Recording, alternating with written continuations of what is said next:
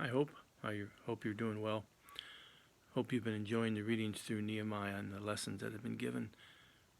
Today we're going to be looking at chapter 11, and as you know, up to this point, Jerusalem has been able to, or the Israelites have been able to rebuild the city of Jerusalem. The walls are rebuilt, the gates are put in.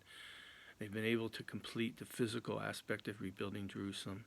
We also saw in the recent chapters that they've also been able to rebuild their spiritual lives as well. As Ezra has come in and read the law, and the people have given oaths to follow the law of Moses, and in fact, just in this last chapter, they begin to give their tithes back to God as well. So things are going really well, but there's one aspect of Jerusalem that needs to be taken care of, and that's the social aspect. As you know, that Jerusalem has been somewhat of a ghost town. It's not heavily populated at this time. A lot of the Jews are living in surrounding villages and towns around the city. And it's important that they rebuild the population inside of Jerusalem. When we look at Nehemiah chapter 11 that we're going to look at this morning, we see that in verses 3 through 24, it gives us the roster of those who are living inside of the city of Jerusalem. And it does tell us that the leaders of the people have decided to live inside of the city, which is a good thing, because as leaders, if you want your people to follow, you need to be a good example. So they all have decided to live inside of the city of Jerusalem. And we look in verses 25 through 36, it's the roster of those Jewish people who've decided to live in the villages and towns outside of the city and throughout Judea.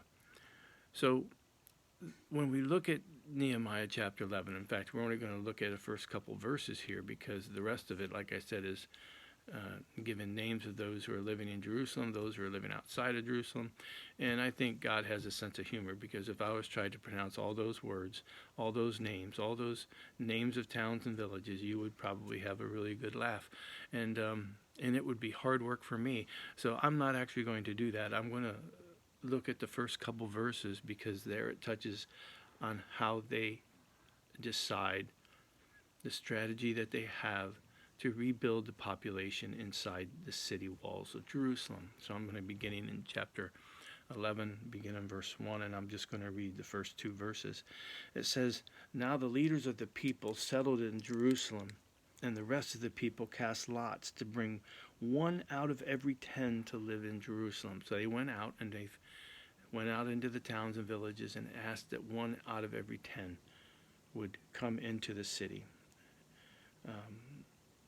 into Jerusalem, live there in the holy city, while the remaining 9 were to stay in their own towns. And the people commended all the men who volunteered to live in Jerusalem. So it's really interesting to see the sacrifices that they're asking people to make. And in fact, when I was reading this and thinking about it and doing a little study on this, it gave me thought of what it was like when I left Hope many years ago to help a small church. They asked me to come pastor it, and the many sacrifices that were made by a lot of people to see this work go forward. And that's kind of what we see here in Jerusalem. A person who decides or volunteers to do something like this is someone who really does have like a pioneer spirit.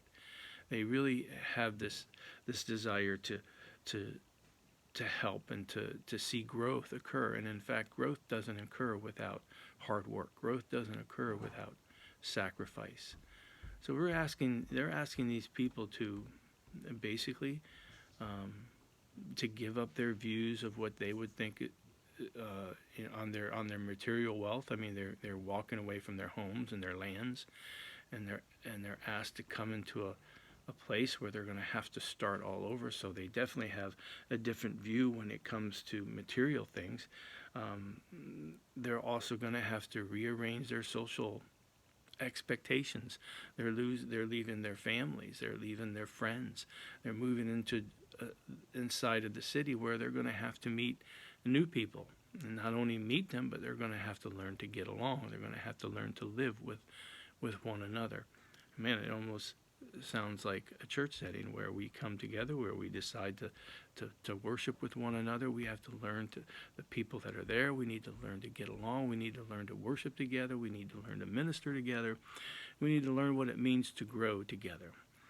And I remember when I was in my ministry, one of the things that I said to the people at the church was, if you really want to grow, then you're going to have to be careful what you ask for, because when you do grow, that means a lot of new people are going to come into the church.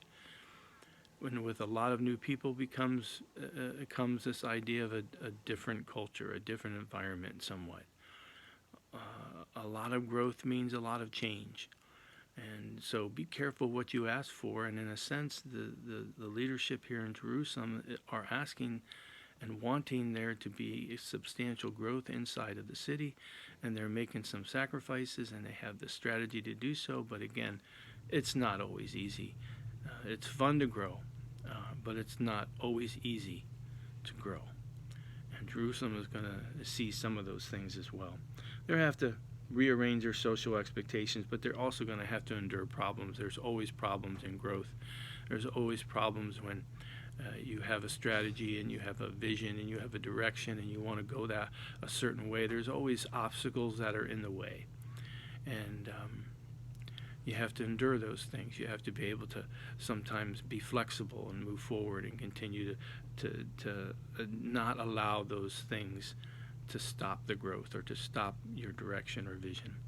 So we see that that's what's going on here in Nehemiah, and it's good. It's a good word. It's a timely word for us, even as we're going through this idea of not being able to meet.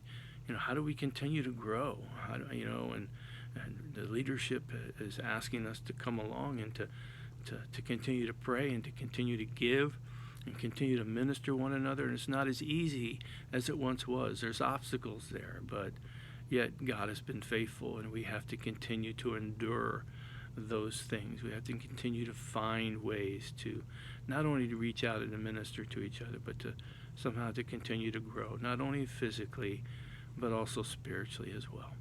I hope you all have a good day. Take care.